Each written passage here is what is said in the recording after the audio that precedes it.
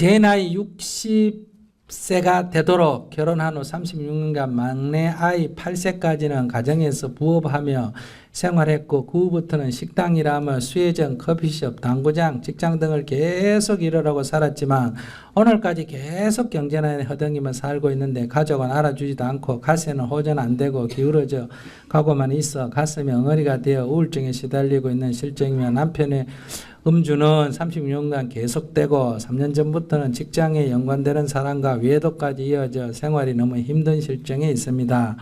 현재 저는 어떤 일을 해도 잘 되지 않고 즐겁지도 않고 답답하고 우울하게만 합니다. 어떻게 하면 좋을까요? 근데 사업이 망하고 안 됐는데 지금까지 밥은 어떻게 먹었어요? 옷은 어떻게 입고 집은 어떻게 가지고 살았어요? 이게 생각이에요. 지금까지 60세가 되도록 뭐 당구장도 하고 커피숍도 하고 뭐도 하고 했다는 거는 남의 집에 종업원 한 것보다 자기가 운영한 거는 어쨌든 딴 사람보다 나은 사람이요 못한 사람? 나은 사람이지. 그러니까 이건희보다 못하다는 건 이해가 됩니다.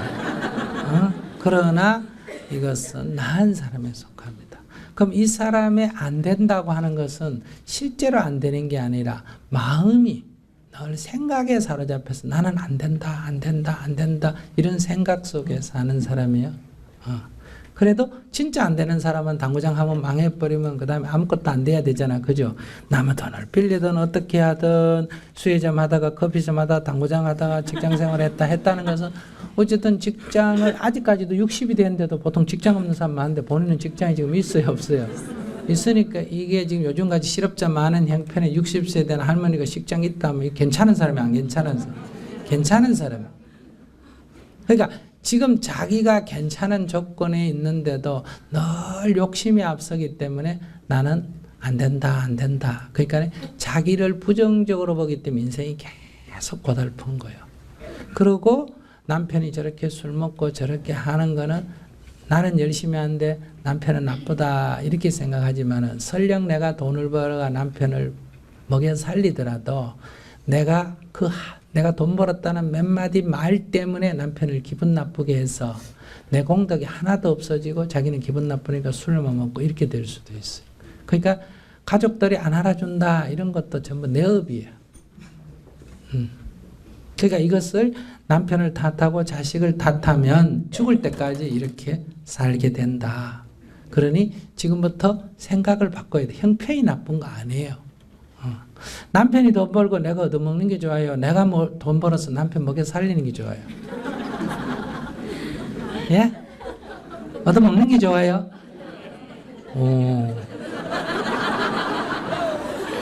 나는 내가 얻어먹는 것보다는 먹여 살리는 게 훨씬 좋다고 생각합니다. 먹여 살리면 주인이고 얻어먹으면 종인데 왜 얻어먹고 살아요? 어떤 분이 저한테 이런 질문을 했어요. 자기가 8남매 집에 시집을 가가지고 그 8남매 다 시집 보는 걸 장가 보냈다는 거예요. 그랬는데 아직도 동생들이 큰 집에 바라는 걸 가지고 있다. 너무너무 힘든다. 그래요.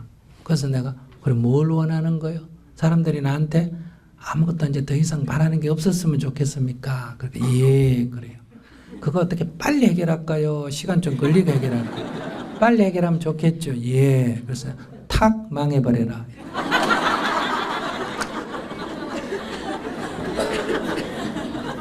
망해버리면 바라겠어요? 안 바라겠어요? 간단하게 해결되잖아요. 그게 뭐 어려운. 그러니까 제발 나한테 좀 바라지 마라. 이 말은 제발 나 빨리 좀 망해라. 이거하고 똑같은 말이에요. 이게 자기는 기도를 하는데 기도가 재앙을 부른다. 무슨 말인지 아시겠어요? 여러분들 뭐를 부르는데? 복을 부르는데 과부는 뭘로 온다? 재앙으로 옵니다. 이건 이미 놀부 흥부 얘기에서 나오잖아. 그죠? 그러니까 놀부는 복을 바라고 똑같이 흥부하는 대로 따라 했는데 재앙을 부르는 거예요. 그러니까 여러분들이 방생 잘못하면 놀부 제비다리 고치는 것처럼 됩니다. 내 말 알겠어요? 방생이 나쁜 게 아니라 그 무엇이 중심이냐에 따라서 이렇게 놀부처럼 여러분들의 마음이 놀부처럼 지금 한다면 재앙을 부른다 이 얘기예요. 왜 복을 비는데 재앙이 오게 되느냐? 그것은 억울한 게 아니에요. 자기가 재앙을 부르는 이런 경우가 재앙을 부르는 기도를 하거든요. 그러니까 이때 어떻게 기도를 해야 되느냐? 부처님 감사합니다. 제가 박복한 중생인데 그래도 이렇게 늘 남을 돕고 살 수 있도록 어때요? 베풀고 살 수 있도록 그런 자리에 있도록 저 자리를 유지해 주셔서 감사하고 감사합니다 부처님 이렇게 마음을 해야 돼요.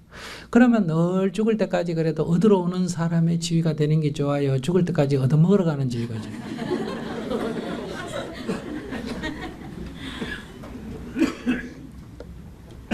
어떤 분이 저 울산의 시골인데 남편이 중풍이 걸려가 누워 있어요. 그래서 똥오줌도 받아내요. 그 남편이 누워 있으니까 아내가 막 보따리 장사도 해가면서 어렵게 살아요. 그러니까 이렇게 집에 일찍 들어올 수 있어요, 없어요? 없죠. 그래 늦게 들어오면 남편이 막 화를 내고 막 베개를 집어 던지고 이러니까 못 살겠다는 거예요. 왜? 남편이 쓰러진 이후에 생활도 내가 책임져야 돼. 간호도 내가 쳐가야 돼. 그렇게 고생하는데 남편은 안 알아주고 짜증내고 집어 던지고 이러니까 이제 더 이상 못 살겠다 이런 얘기예요. 이해는 되죠? 그래서 내가 물어봤어요. 내가 몸을 못 써가지고 똥오줌을 넣어놓고 지금 깔아뭉개고 있어. 알았습니까? 딱 깔아뭉개고 있는데 그래 깔아뭉개가 대신에 누가 치워주는 사람이 있어요. 나는 깔아뭉개고 있고 누가 치워줘. 그럴 때 내가 몸이 건강하면서 남의 똥을 치워주는 게 나한테 낫습니까? 내가 내 똥을 깔아뭉개면서 남이 치워주는 조건에 처해 있는 게 낫습니까? 어느 게 나아요?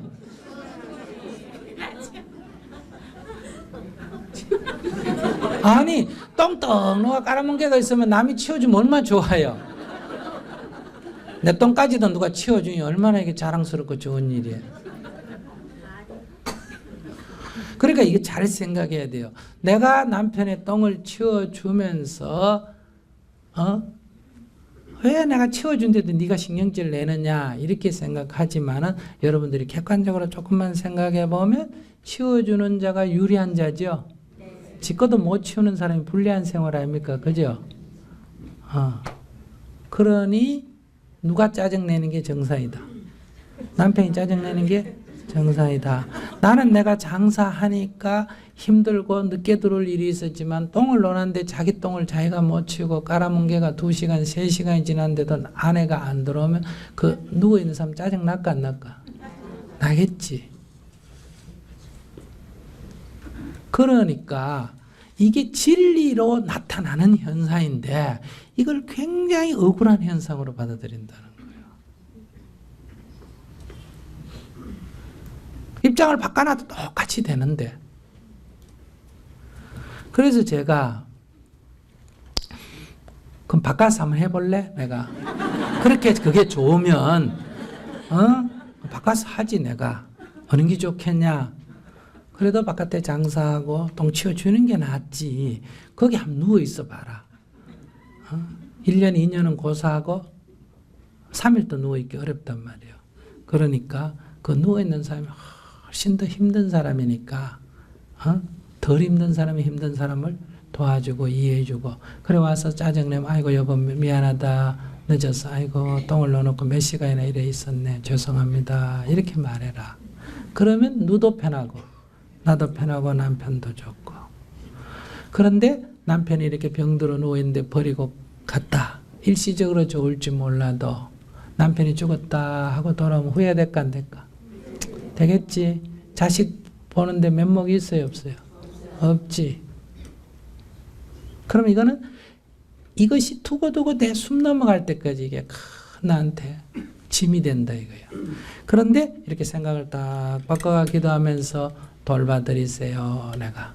이 보살이 시골 사람인데도 영내에서 이렇게 딱 생각이 바뀌었어요. 그리고 그걸 정성들여 했는데 1년 만에 남편이 돌아가셨어요. 그래서 스님이 가서 딱 손을 잡고 뭐라 그랬어요? 아이고 이제 해탈했네. 이렇게 해서 딱 장례가 끝나면 죄의식도 없죠. 울 필요도 없잖아. 울지도 않아요. 근데 우는 건 주로 못된 짓 한 게 많이 울거든요. 그 다음에 재혼을 설령 한다 하더라도 친척이나 가족 중에 누가 말릴 사람 있어요, 없어요?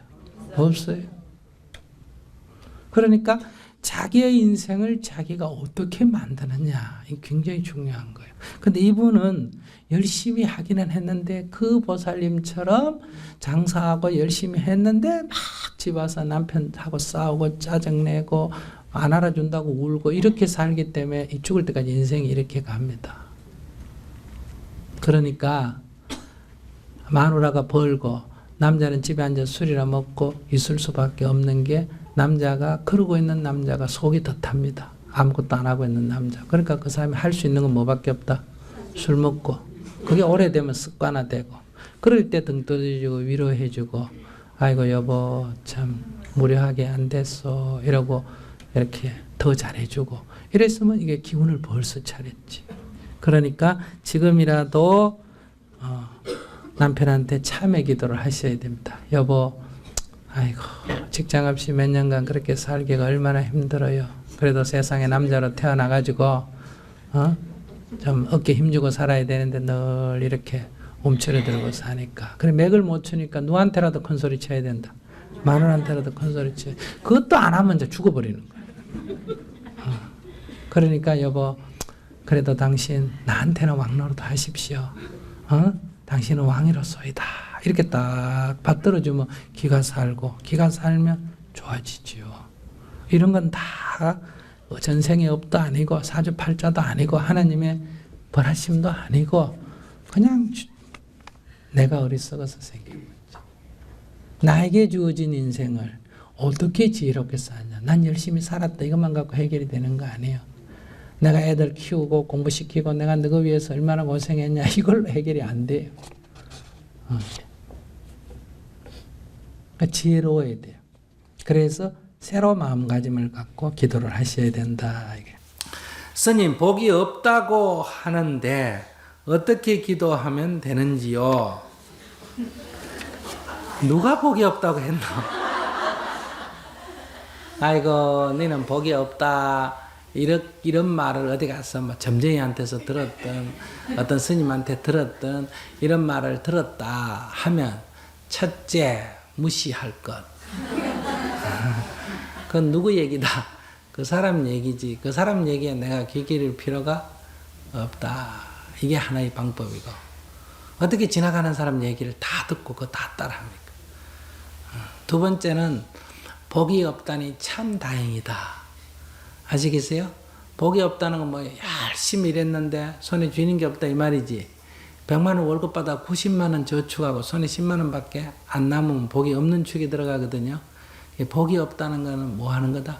저축을 많이 하거나 아니면 지금 과거에 있었던 뭘 갖고 있는 중이거나 빚을 갖고 있는 중이거나 알뜰 저축을 하는 중이거나 그런 케이스에 속한다. 그러니까 복이 없다 소리를 들으면 어떻게 해야 된다? 더 보시를 많이 해야 된다. 그래야 빚이면 빚이 빨리 끝나고 저축이면 만기를 빨리 채운다. 그래야 먹던 탈 거 아니에요. 그죠? 그러니까 복이 없다 이 말은 내가 더 많이 베풀어야 되겠구나 이렇게 받아들이면 됩니다. 그래서 복이 없다는 소리를 들었다 하면 아이고 그러면 내가 부지런히 베풀어야 되겠구나 이렇게 생각해야 돼요. 베푸는 걸 꼭 양적으로 돈이 없는데 어떻게 베푸냐 이렇게 생각하면 안 돼요. 있는 대로 성심성의껏 가자 베푸는 마음을 내는. 그 베푸는 마음을 내면 이 거지 근성이 없어집니까? 남아 있습니까? 거지 근성이 없어져 버리지. 거지 근성이 없어지면 복을 논하는 것 자체가 없어져 버려. 복을 논하는 것 자체는 다 거지 근성의 기초를 두고 있습니다. 왜 그래? 거지가 아니면 복을 못 때문에 논해. 나는 부자기 때문에 복 같은 거 안 노네요. 그냥 돈이 없으면 없을 뿐이지 그 뭐 복을 노네. 없으면 라면 사 먹으면 되는 거고, 라면 사 먹을 돈도 없으면 단식하면 되는 거고. 요즘은 어떤 사람은 부자도 요즘은 돈 내고 단식하러 가나 안 나나. 돈 없어가 단식하는 건 돈 안 내도 되고 얼마나 좋아. 그러니까 그런 편안한 마음을 어떻게 받아들이느냐의 문제. 늘 나는 가난하다, 나는 되는 일이 없다, 나는 뭐가 없다. 자기를 계속 부정적으로 보면 점점 나빠집니다. 자기를 늘 긍정적으로 보면 어때요? 얼굴도 밝아지고, 얼굴이 밝아지면 복이 붙습니다. 아시겠어요? 사람도 붙고, 사물을 늘 긍정적으로 보고 좋게 생각하고 미래에 대해서 희망을 갖고 그렇게 살면 좋습니다. 가난한 집에서 자라도 엄마가 가난에 대한 아무런 열등의식이 없으면 그 아이들은 정신적으로 하나도 구김스럽습니다. 부잣집에 살아도 엄마가 늘 정신적으로 열등의식을 갖고 있으면 그 아이들이 다 돈 하는 그 가난의 열등의식을 갖게. 그럼 여러분들이 좀 마음의 여유가 있어야 돼. 수행을 딱 하게 되면 마음의 여유가 있단 말이에요. 여유가 있어야 인간관계도 좋아지고 붙으려면 재물도 붙고 그래요. 근데 수행자는 재물은 안 붙는 게 좋잖아. 여자복이 없는 사람은 중되면 되고 무자식 사주가 나오면 중되면 이건 아무 하자가 없죠. 그죠? 그럼 뭐 재물복이 없다. 이것도 스님이 되면 어때요? 좋은 조건이 나쁜 조건이? 좋은 조건이에요. 스님이 돈 많이 가지고 있으면 늘 말썽거리 되잖아. 그죠? 그러니까 이거 봐. 어떻게 되느냐에 따라서 전혀 조건이 틀리잖아. 그래 이런 사람들은 중되면 사주팔자가 끝내주기 좋은 거예요. 다 좋은 조건만 갖잖아. 좋은 조건. 훌륭한 스님이 안 될래 안 될 수가 없잖아. 이런 사주.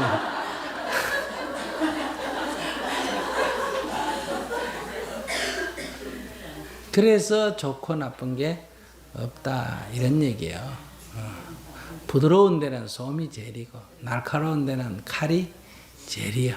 솜이 좋냐 칼이 좋냐 이래 말할 수가 없어. 어디에 쓰느냐에 따라서 다른 거예요.